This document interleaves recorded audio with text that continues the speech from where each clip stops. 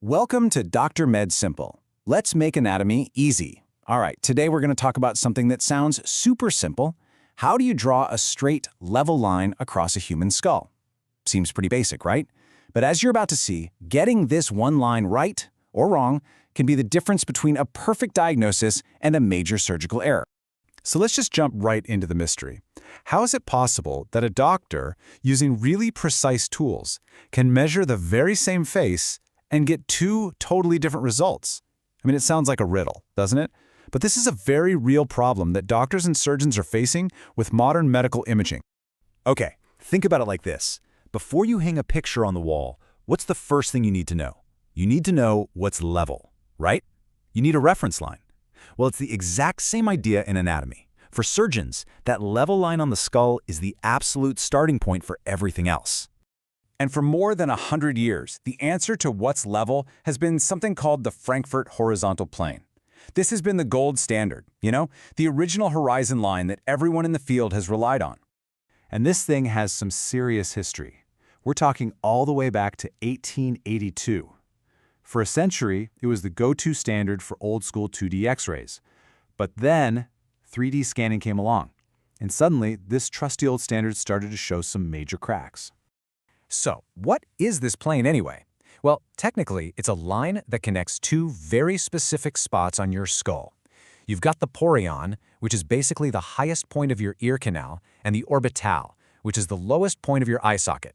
You connect those landmarks, and boom, you have your plane. To put it even more simply, just imagine a line running from the top of your ear hole to the very bottom of your eye socket. For a really long time, that's all there was to it. It was simple, it was clear, everyone was on the same page. But, and you knew there was a but coming, here's where our story takes a sharp turn. The moment we went from flat 2D pictures to these incredibly detailed 3D scans, a huge problem popped up. That one simple line? Yeah, it wasn't so simple anymore. Here's the kicker. We have two ears and we have two eye sockets. So that means we have a left Porion and a right Porion, a left Orbitale and a right Orbitale. And since nobody's face is perfectly symmetrical, the 3 points you pick to draw your line will ever so slightly change its angle. And that's where all the trouble starts. So to really dig into this, researchers defined 4 different versions of the Frankfurt Horizontal Plane. You can see them here. FH1 is the traditional one, both ear points and the left eye point. But look at FH2. It just swaps to the right eye point. And then FH3 and FH4 use both eye points and swap which ear point they use. 4 slightly different rules, all technically valid. Now, you're probably thinking, okay, so the line is tilted by a fraction of a degree. Big deal. Who cares? Well, it turns out that those tiny, tiny little variations can lead to wildly different medical conclusions. We're talking about a difference of millimeters that can literally change everything. So how does this actually play out in a real diagnosis? Well, one of the most important measurements for planning corrective jaw surgery is checking for chin deviation. Surgeons measure how far the middle of the chin is from the center of the face to see if an operation is even needed. And here it is. This is the jaw-dropping result.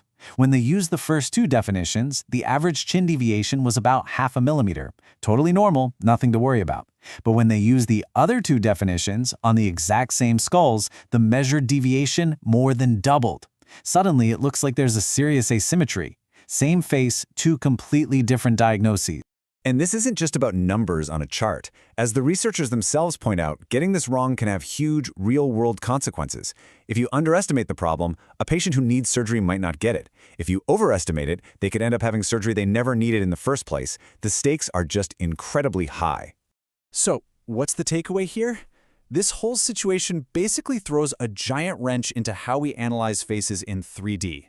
It's a huge red flag that we desperately need a better, more consistent way of doing things. Let's just quickly recap what we've learned. First, a simple straight line gets really complicated in 3D. Second, just changing one of those little landmark points can totally change the results. This means the very same person could be told their face is symmetrical or asymmetrical, depending on which rule was used. The conclusion is obvious. We need a new, solid standard for this 3D world.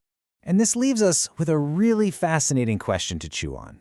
We trust standards in medicine to be objective, to be rock-solid truth.